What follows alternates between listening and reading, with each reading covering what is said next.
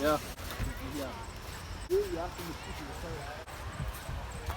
Forgotten days of old lang syne, for old lang. On the count of three, let's try a Happy New Year. 1, 2, 3.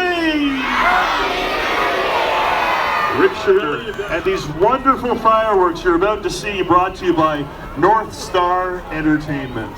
Before we hear from the Shirelles,